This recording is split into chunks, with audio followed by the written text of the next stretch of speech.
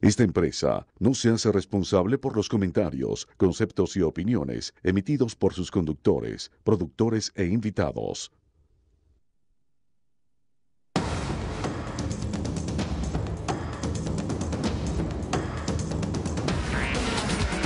Patricia Poleo en Agárrate, opinión estremecedora.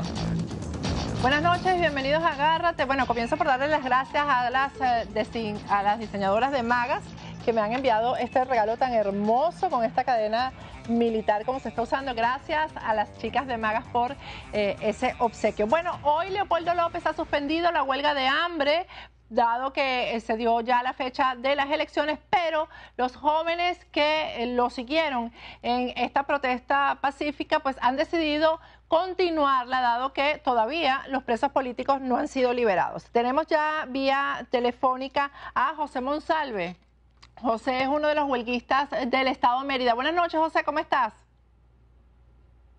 ¿Me escuchas? Bien, gracias, Patricia. Buenas noches. José, ¿cuál ha sido la razón para que ustedes hayan decidido continuar con la huelga a pesar de que Leopoldo López ya la suspendió? Sí, bien, Patricia. Es fundamental decir que nuestros compañeros presos entregaron su libertad por la libertad de Venezuela y no es justo que nos dejemos olvidados en esos calabozos. Nosotros estamos dispuestos a entregar nuestra salud y nuestra vida por ellos, no los vamos a olvidar. Estamos seguros de que solamente la fecha de las elecciones parlamentarias no nos va a calmar. La fecha de las elecciones solamente fue un paso, fue el principio de una victoria. Continuamos aquí firmes, convencidos, hasta que no tengamos respuesta de la liberación de nuestros compañeros presos y perseguidos políticos. ¿Cuánto tiempo tienes ya tú en huelga de hambre? Ya tenemos 16 días, 390 horas. ¿Y cómo te sientes tú particularmente, José? Agotado, débil. Nuestra salud y la de mis compañeros está delicada, pero estamos firmes y nos queremos mantener acá, como te lo dije anteriormente, por todos los perseguidos y presos políticos que tiene hoy el país. Me imagino. José, ¿ustedes han tenido alguna conversación, algún enlace con, por supuesto no directamente con Leopoldo López, pero con la gente cercana a Leopoldo López acerca de esta decisión que ustedes han tomado? No, aún no se han comunicado con nosotros, pero fue una decisión del movimiento estudiantil y personal de nosotros de continuar la huelga, aún sabiendo que Leopoldo López levantó la huelga. ¿Cuántas personas están ahí en Mérida acompañándote? Somos 5 estudiantes y una profesora de Derecho Penal. Sí, que ya nosotros tuvimos la oportunidad de entrevistarla. No se ha unido otro profesor a la protesta, ¿no? No, aún no. Solamente la profesora Lilian Gainza, la que se ha mantenido con nosotros, nos ha acompañado en esta lucha. José, ¿y cómo ha sido la solidaridad de los ciudadanos de Mérida? ¿Los han acompañado, los visitan? ¿Cómo han sido estos días? No, excelente. La receptividad del Estado ha sido increíble. De verdad que nos sentimos el amor de los merideños presente acá con nosotros todos los días, solidarios, nos acompañan día y noche. El amor de Mérida está aquí en la plaza de la iglesia del Llano. Tengo entendido que tienen una misa el próximo jueves, ¿no? Y el próximo jueves Monseñor viene a una misa de acción de gracias por nosotros a las 8 de la mañana. Pero la misa la van a realizar en el sitio donde están ustedes haciendo la huelga de hambre. Sí, aquí dentro de la iglesia. Dentro de la iglesia. Bueno, aprovechamos para convocar, es el jueves a las 8 de la mañana. ¿Quién va a oficiar la misa? ¿Es Monseñor Porra?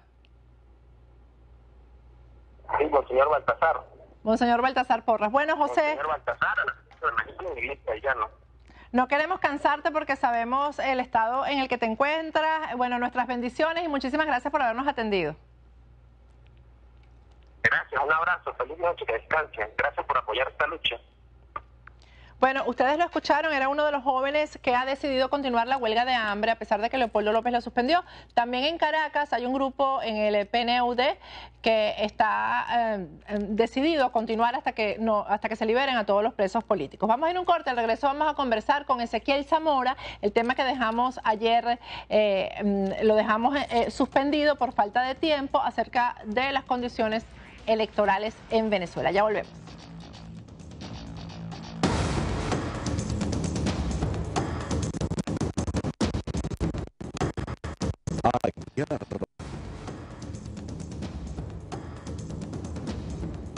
Agárrate con Patricia Poleo.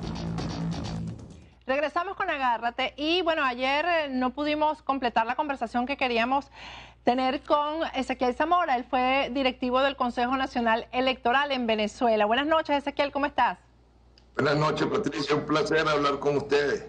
Ezequiel, tú eres un experto en materia electoral en Venezuela. ¿Durante cuánto tiempo estuviste frente al CNE como rector? En el Consejo Supremo Electoral estuve 26 años y luego un año más en el CNE. Bueno, toda una vida. Ezequiel, yo quiero que tú me puntualices cuáles son las irregularidades que hay en el sistema electoral en Venezuela. ¿Qué sería lo que habría que atacar para poder llegar a un resultado transparente en las elecciones del 6 de diciembre? Bueno, mira, quiero empezar con una frase de don Miguel de Unamuno. A veces, quedarse callado equivale a mentir. No estoy dispuesto a hacerlo. Tenemos un CNE completamente al servicio del régimen. Tenemos un CNE que obedece a directrices del Poder Ejecutivo, como están subordinados los demás poderes.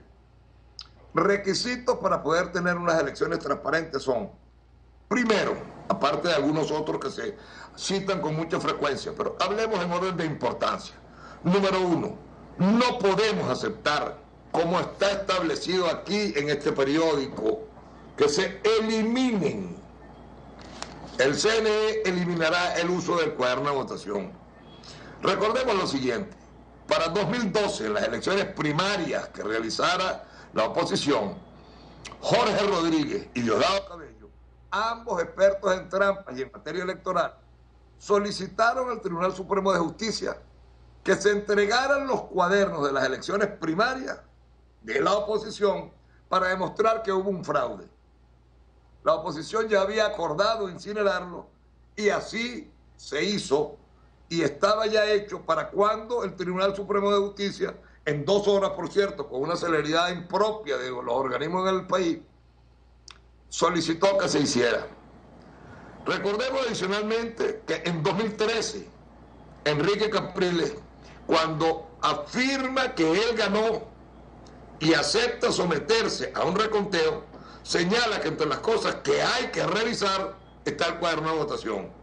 Entonces, no hay duda alguna que el cuaderno de votación impreso es imprescindible en Venezuela y en nuestro sistema electoral para, uno, evitar que se hagan trampas y, en el caso de que se hagan, para demostrar que se hizo un fraude.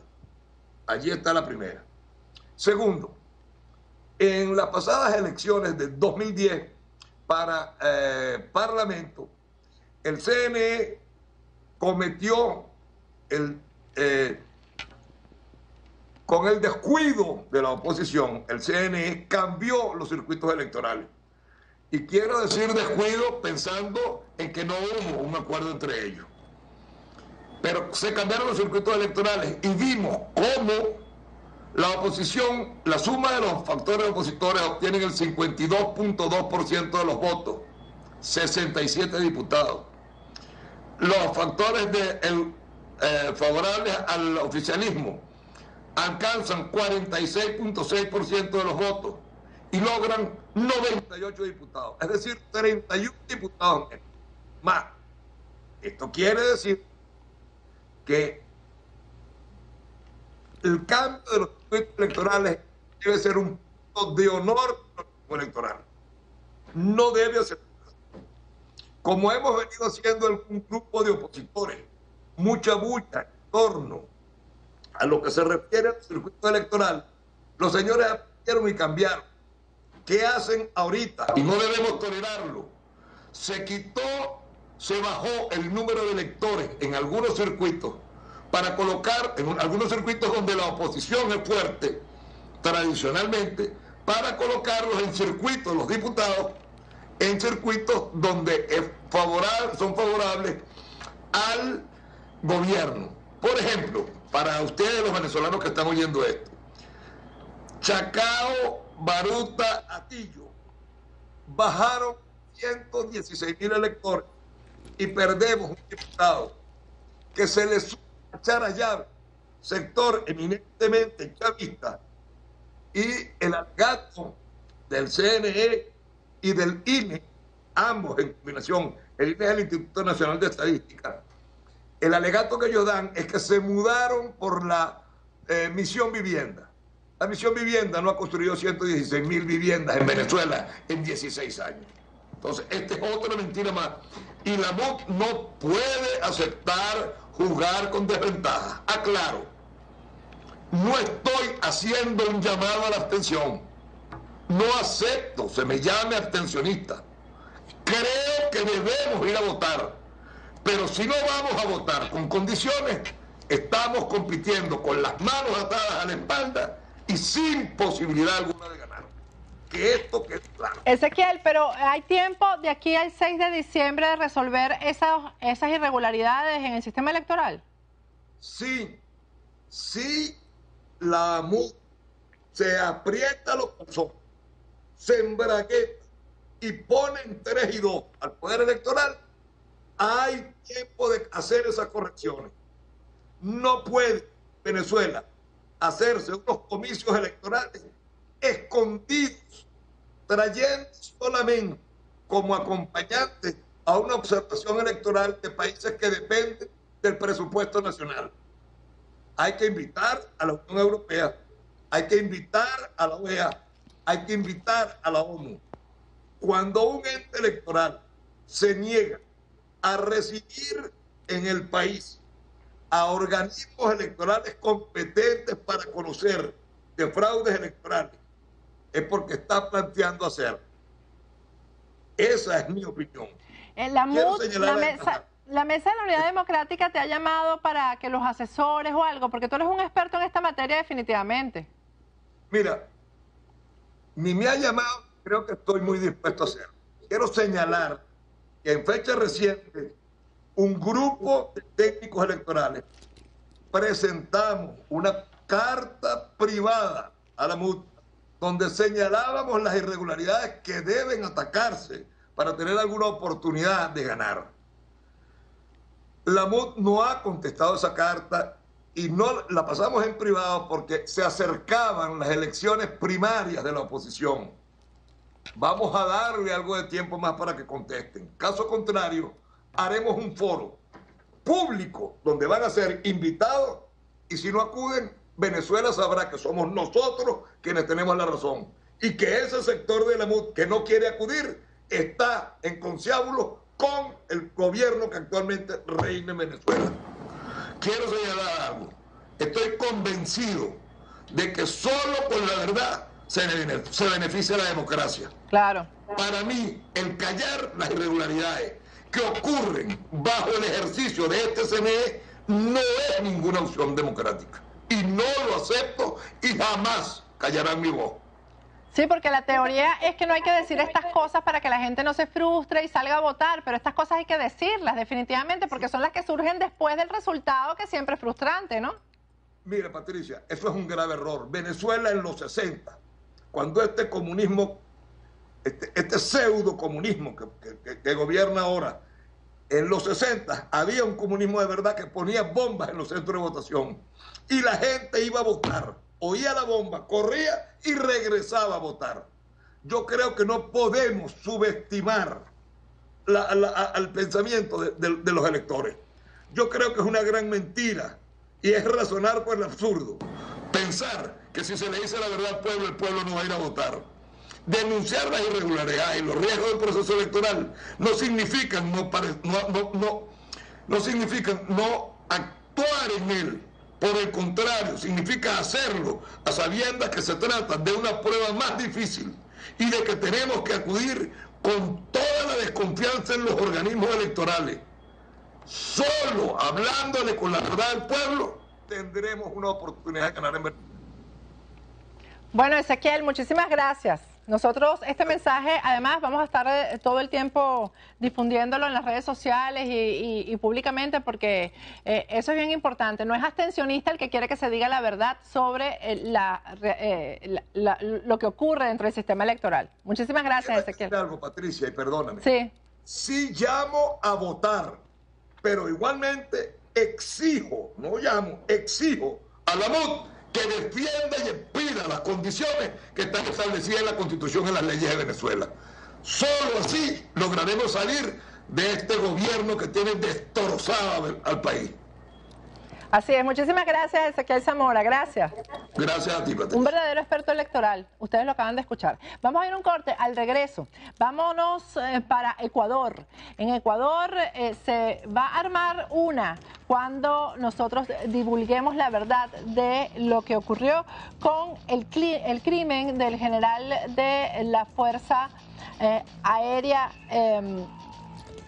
Jorge Gabela Bueno. Al regreso vamos a recordar qué fue lo que ocurrió con este crimen, cómo el gobierno de Rafael Correa lo ha encubierto y ha tratado de manipular los resultados de una investigación seria que se ha hecho sobre esto y que concluyó que fue asesinado por la denuncia que hizo acerca de la compra de 7 helicópteros por parte del gobierno de Ecuador. Al regreso vamos a tocar el tema y vamos a revelar la verdad sobre este caso que conmocionó a Ecuador. Ya volvemos.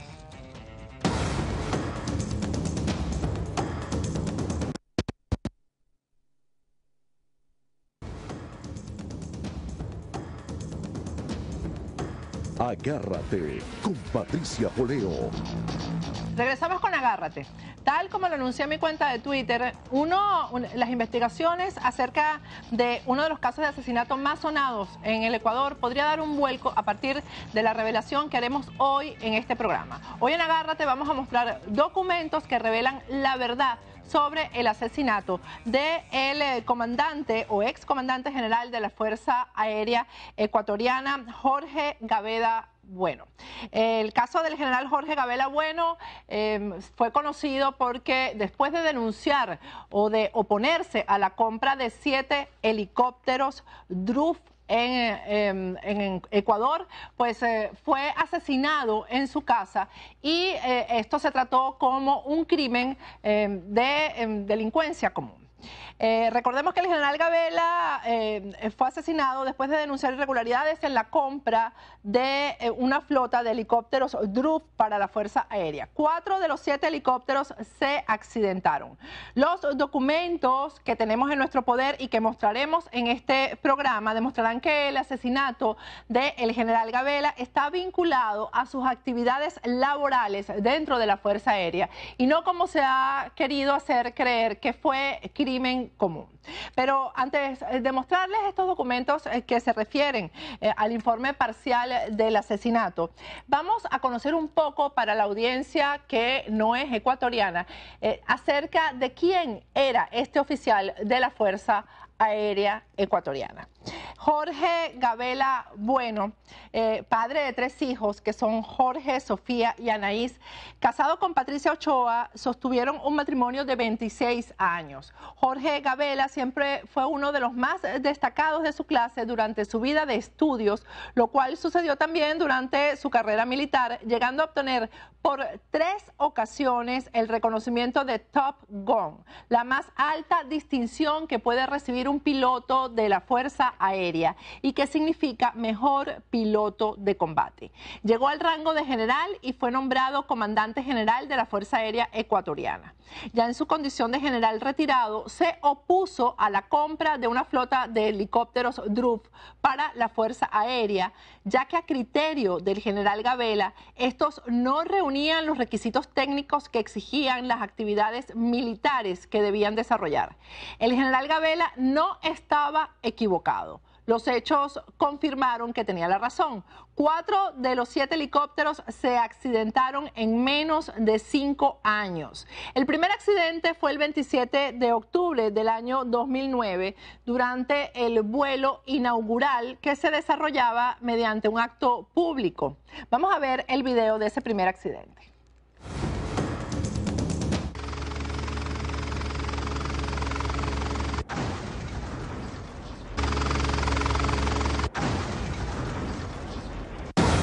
Accidente. El segundo accidente se registró el 20 de febrero del año 2014. Fue el helicóptero que había sido destinado para uso presidencial.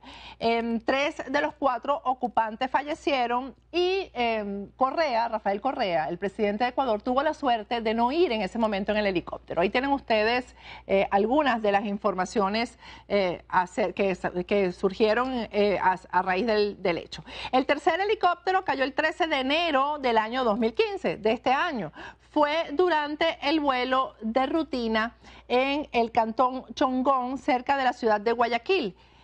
El cuarto accidente se registró el 27 de enero del mismo año, tan solo 14 días después, en el aeropuerto de la provincia amazónica del Tena. El helicóptero Druf apenas se había elevado de la pista cuando se desplomó estrepitosamente al suelo y uno de sus ocupantes quedó lisiado de por vida. Ahí tienen ustedes, vamos a ver el video de este accidente.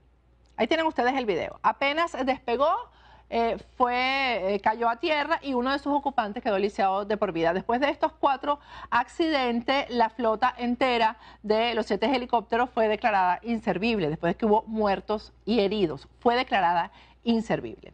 Los helicópteros, estos helicópteros Druf, llegaron al Ecuador en marzo del año 2009 y el caso de oposición a la compra fue llevado hasta la Asamblea Nacional, donde se pedía llevar a juicio político al ministro de la Defensa de ese entonces, Javier Ponce, y fue allí el 13 de febrero del año 2010, en un acto bochornoso que escandalizó al país, en que el general Jorge Gabela fue amenazado públicamente por el entonces comandante general de la Fuerza Aérea, Rodrigo Bohórquez, quien había estado a favor de la compra de los helicópteros. Vamos a ver las imágenes de ese día en las que Bohórquez amenaza al general Gabela. ¿Qué fue lo que le dijo el comandante de la FARC, Rodrigo Bohórquez, al ex jefe de esa rama, Jorge Gabela, cuando terminó su comparecencia en la Comisión de Fiscalización de la Asamblea?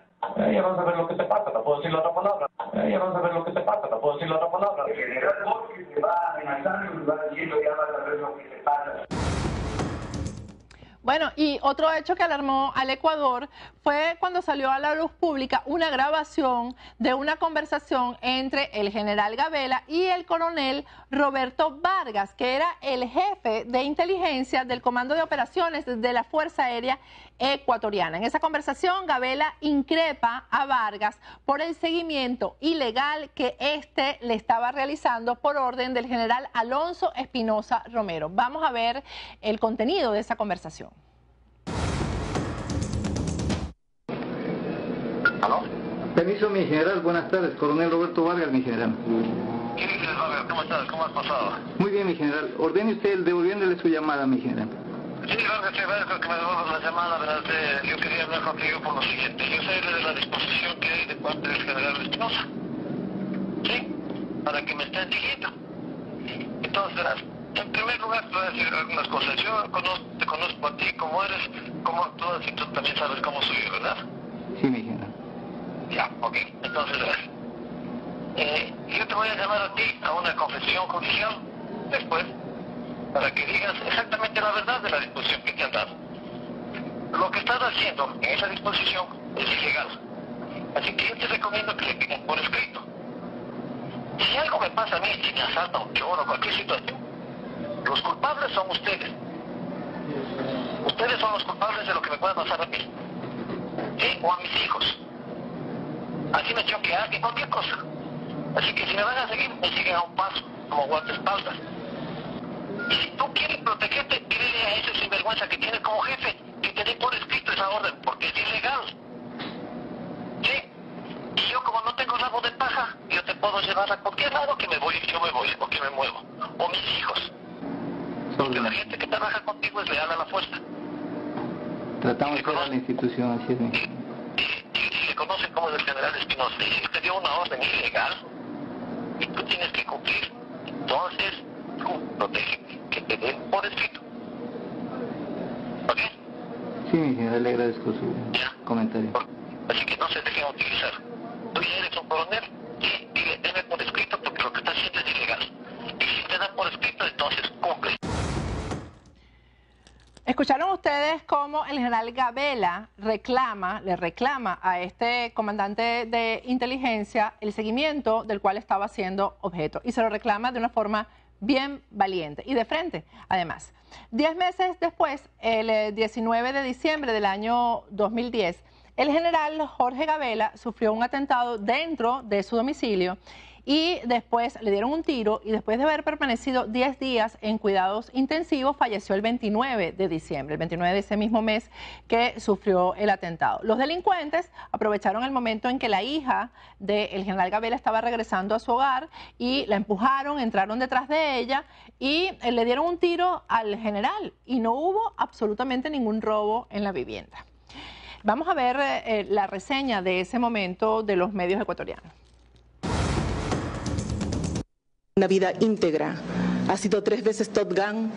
Ningún oficial en la Fuerza Aérea ha adquirido tales méritos.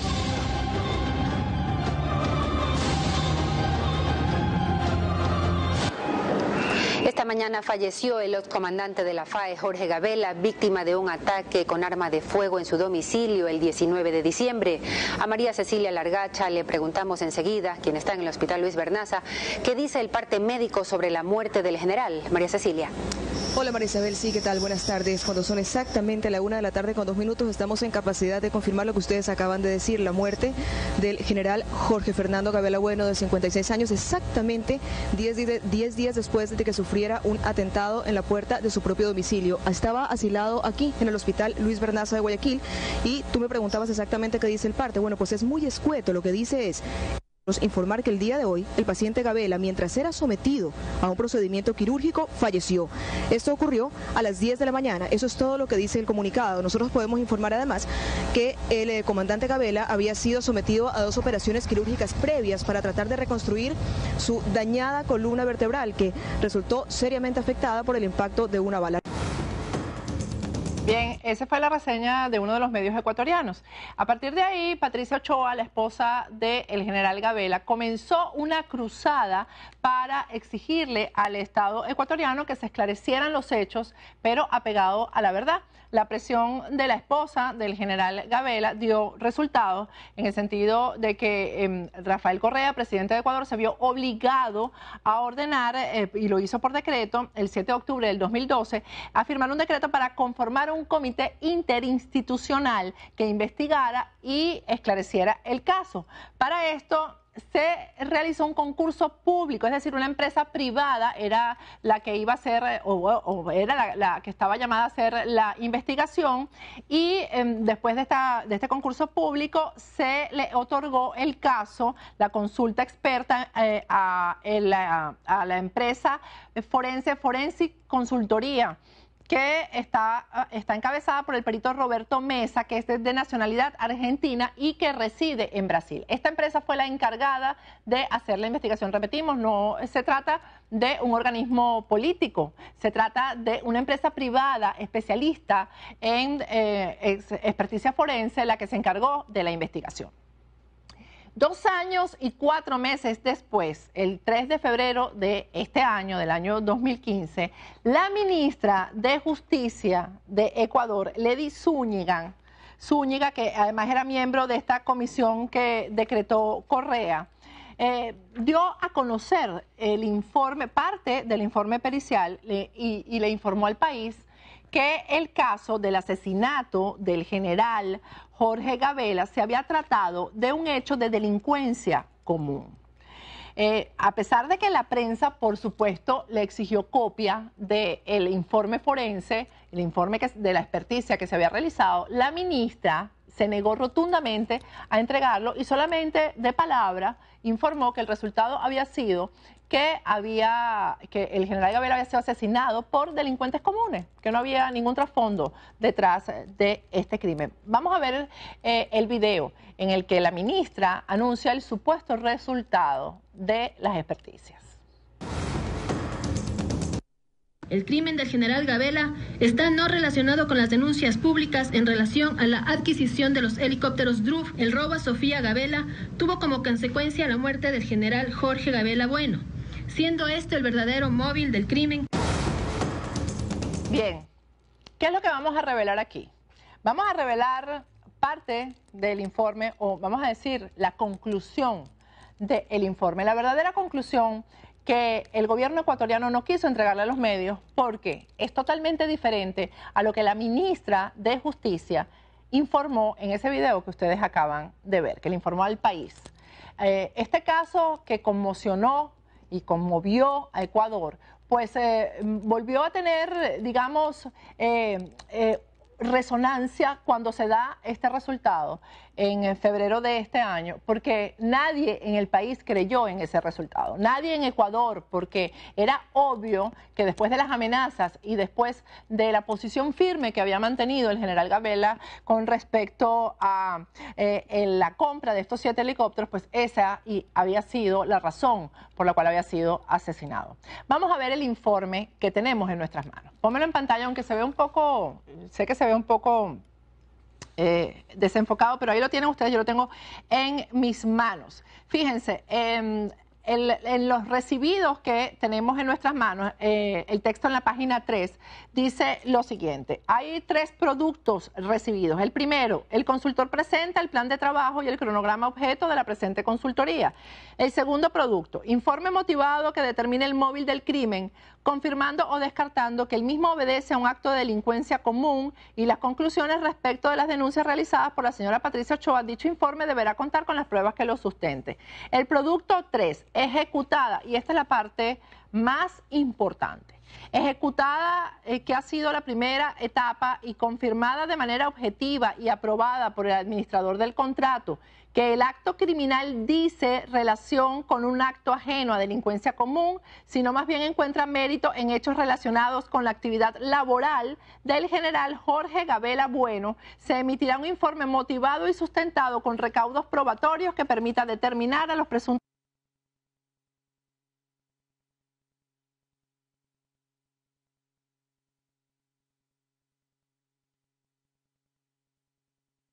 autores intelectuales del móvil del crimen.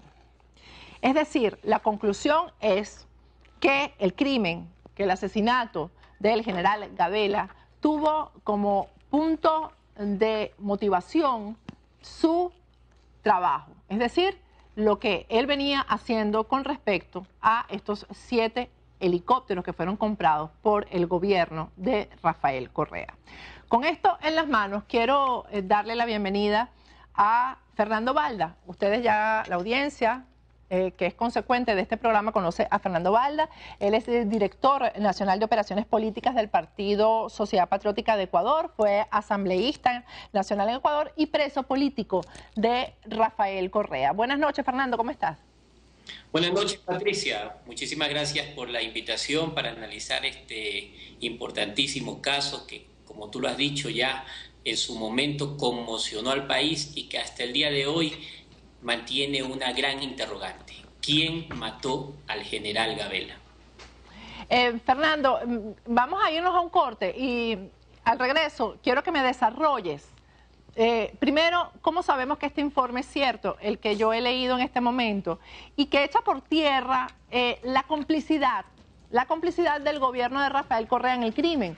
Porque cuando se trata de cambiar un informe que además proviene de una empresa privada, como esta empresa que funciona en Brasil y que ya mencionamos, cuando se trata de cambiar los resultados porque el resultado real afecta definitivamente e incrimina al gobierno ecuatoriano, pues aquí van a caer, por supuesto, todas sabes, todas las dudas acerca de que este informe sea real y no sea fraguado por ti, por mí, y que no sea un montaje. Al regreso quiero que me hables de cómo hacemos para confirmar que este informe que acabamos de leer es verdadero. Ya regresamos con Agárrate. Fernando Balda va a responder y hablar de este tema tan grave para Ecuador y toda la región. Ya regresamos.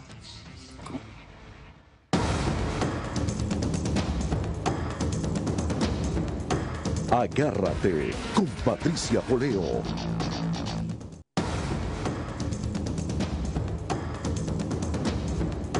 Agárrate con Patricia Poleo.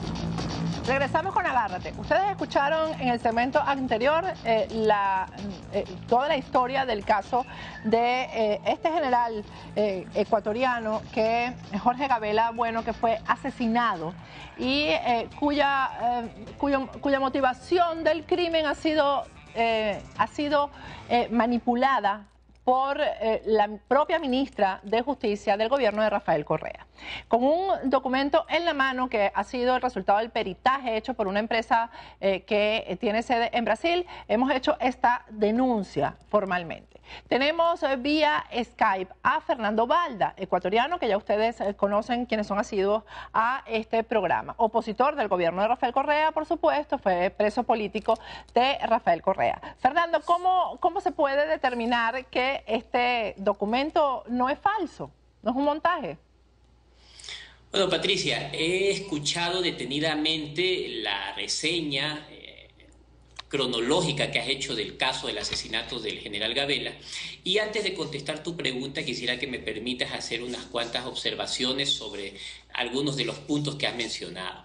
Primero que todo, creo que con tu reportaje y con las denuncias que ya han sido públicas en el Ecuador, ha quedado demostrado que las afirmaciones del general Gabela eran ciertas con respecto a la adquisición de helicópteros que no estaban aptos para desempeñar las actividades militares para las cuales se los estaba adquiriendo.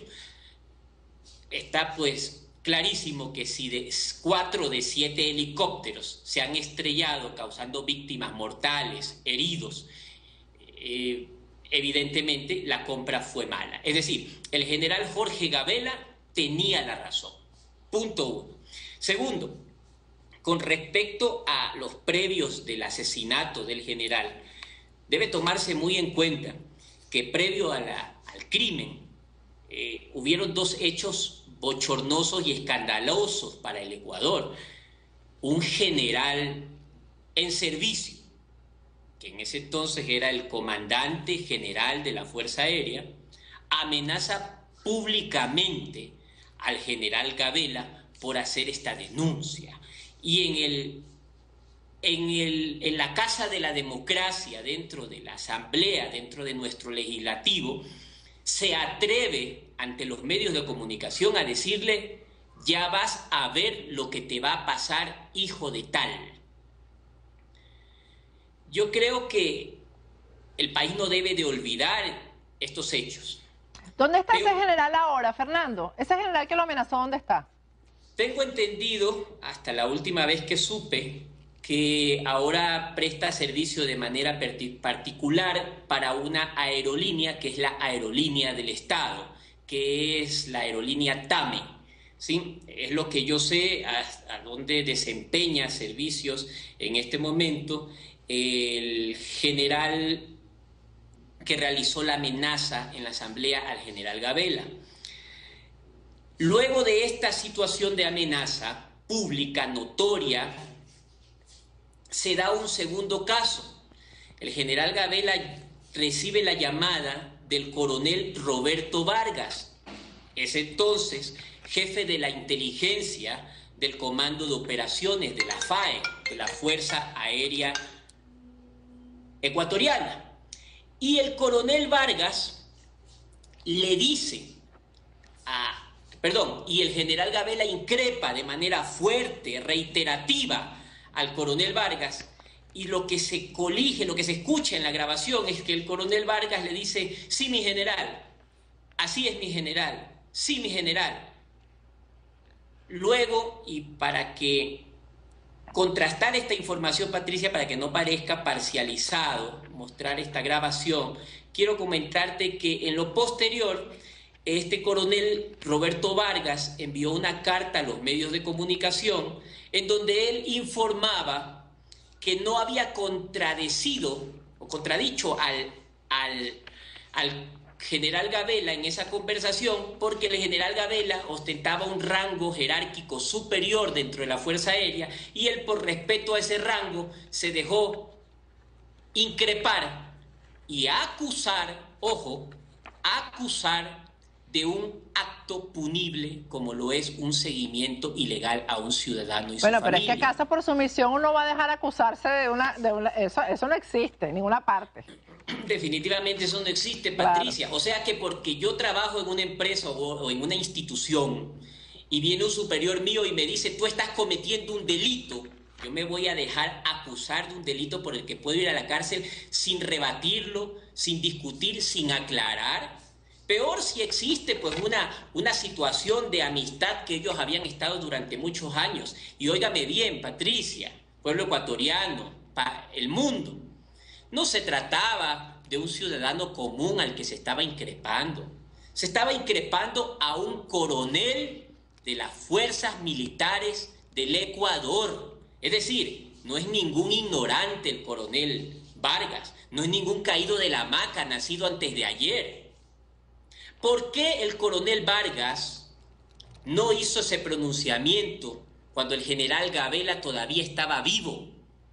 Claro, es muy fácil rebatir a un muerto, pero cuando el general Gabela estaba en vida, ahí es cuando tenía que el coronel Vargas aclarar las cosas, no ahora.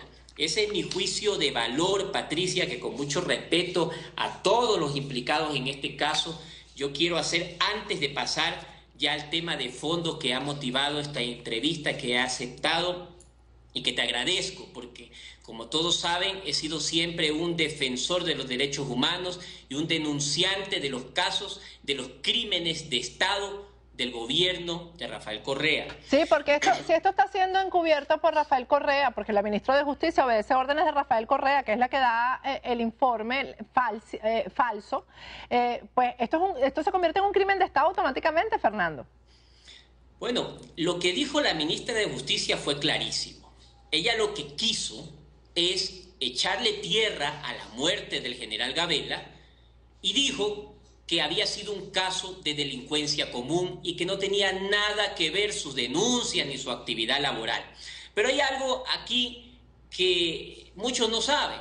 Cuando la ministra de Justicia hizo esta denuncia, apareció con un folder de aproximadamente 300 hojas y dijo que ese era el informe. Medio abrió, medio hojeó, hicieron un paneo los medios de comunicación, pero nadie pudo hacer un escrutinio a ese informe.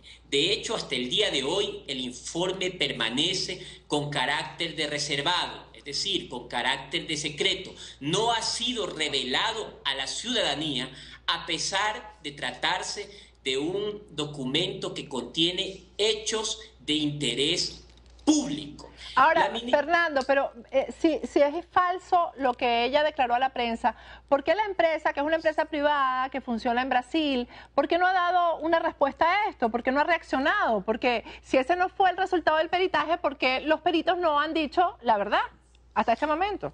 Bueno, sí. Mira, Patricia, yo quiero aprovechar tu programa para hacerle un llamado especialísimo a la empresa, a los principales de la empresa Forensis Consultores Limitada, que sé que tiene sede en Brasil, y en especial al perito forense, al licenciado Roberto Mesa Niela, que es el que firma esta acta, entrega de recepción que tú me has enviado por correo electrónico para la entrevista, y en la que se encuentra también recibida por una funcionaria del Ministerio de Justicia, Derechos Humanos y Cultos, que es la doctora Paola Carrera, secretaria general del Ministerio de Justicia. Que formó parte también, formó parte de esta comisión, ¿no? y además fue la secretaria del Comité Interinstitucional. Y veo que tiene el documento un sello, que aparentemente es un sello original del Ministerio de Justicia, y están las firmas de las personas que he mencionado. Yo creo y quiero hacer un llamado a la responsabilidad con nuestro país por parte de estos peritos, especialmente a Roberto Mesa Niela, para que aparezca y nos diga si este documento al que estamos haciendo referencia en esta entrevista es un documento verídico o es un documento falso o forjado. ¿Por qué? Porque con esta revelación nos ha puesto en vilo a todos los ecuatorianos al existir la presunción de que no se informó el verdadero contenido del informe sobre la muerte, el asesinato del general Gabela, y que más bien se dijo otra cosa que no es lo que podría contener ese informe. Porque yo no sé, Patricia, si estoy leyendo mal, si estoy entendiendo mal lo que tú leíste sobre el documento, y quiero repetir ese pequeño párrafo que dice el documento. Sí, vamos a repetirlo porque es bien importante, ¿no? Déjame localizarlo aquí. Habla en el producto 3, lo llama así, ¿no? Dice, me voy a poner los lentes para leerlo correctamente. Ejecutada que ha sido la primera etapa y confirmada de manera objetiva y aprobada por el administrador del contrato que el acto criminal dice relación con un acto ajeno a delincuencia común. Ajeno a delincuencia común es que no fue delincuencia común, sino más bien encuentra mérito en hechos relacionados con la actividad laboral del general Jorge Gabela Bueno. Se emitirá un informe motivado y sustentado con recaudos probatorios que permita determinar a los presuntos autores intelectuales del móvil del crimen. Aquí lo que dice es que no fue AMPA común y que esto se originó precisamente en la actividad laboral que venía desempeñando el general. ¿Qué va a pasar con esto, Fernando? Porque nosotros nos vamos a tratar, estamos desde que nos llegó el informe tratando de comunicarnos con el perito. Me está informando el equipo de producción, Fernando, que ya localizaron al perito y que el perito está dispuesto a hablar. Qué bueno. Es decir, bueno, Patricia, creo que mañana para el Ecuador acabas de darnos, y qué bueno para la familia del general Jorge Gabela Bueno. Claro. Saber pues que esto está trascendiendo más allá de nuestras fronteras. Sí, fíjate, si es verdad que el perito Roberto Mesa, que es el que firma el informe, está dispuesto a hablar con nosotros, él dirá, ¿verdad?, cuál es la verdad de todo esto, porque yo no sé si él firmó un convenio de confidencialidad con el Estado ecuatoriano, no sé, pero tengo entendido que existe un convenio de confidencialidad sobre el contenido del informe, pero yo creo que además de ello, el perito tiene el deber moral, ya que se ha filtrado estos documentos y ya son parte de la opinión pública, de por lo menos decirle al Ecuador, ¿sabe qué? ¿Estos documentos son reales o son falsos? Claro, eso es lo importante, porque si se está mintiendo sobre algo tan grave, pues hay que ir realmente a la verdad. Lamentablemente se me acabó el programa, Fernando, pero mañana, por favor, ayúdame también en tu Twitter, que eres tan seguido en Ecuador. Vamos a entrevistar al perito para que nos diga si este documento... Patricia, te quiero robar un minuto. Dime. Un minuto, por favor, para decirte algo muy importante. Que la gente tiene que saber. Cuando el general Gabela realiza esta denuncia, la empresa que representa a la empresa hindú que vendió los helicópteros al Ecuador demandó al general Gabela por $10 millones de indemnización, porque al decir de ella se había perjudicado su imagen, ¿no? El general Gabela estaba denunciando que los helicópteros no valían, y eso es cierto. Ahora, ya muerto el general Gabela, ha ocurrido algo que no tiene apelativo, que no tiene calificación, una aberración jurídica. Esa demanda en contra del general Gabela, la justicia ecuatoriana se ha encargado mediante una resolución espuria y bochornosa de heredársela a su esposa y a sus hijos. La justicia del Ecuador quiere que la esposa del general Gabela, Patricia Ochoa, y sus 3 hijos huérfanos paguen una demanda de $10 millones, una indemnización a la empresa que vendió esos helicópteros que se estrellaron y que costaron Ay, pero vidas humanas. bueno, ya eso es una evidencia, porque la justicia ecuatoriana la maneja también el Estado, la maneja Rafael Correa, ¿no? Como en todas estas franquicias. No se cansaron de perseguir a un hombre que denunció la verdad y la corrupción en vida. Ahora lo persiguen después de muerto de la manera más perversa e inhumana a su esposa y a sus hijos.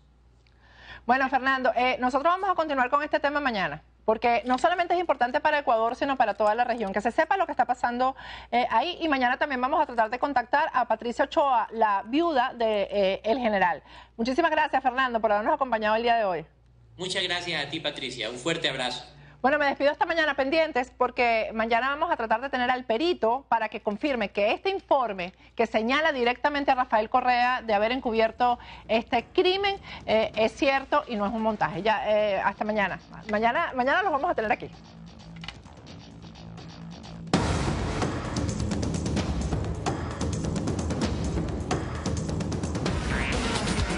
Patricia Poleo en Agárrate, opinión estremecedora.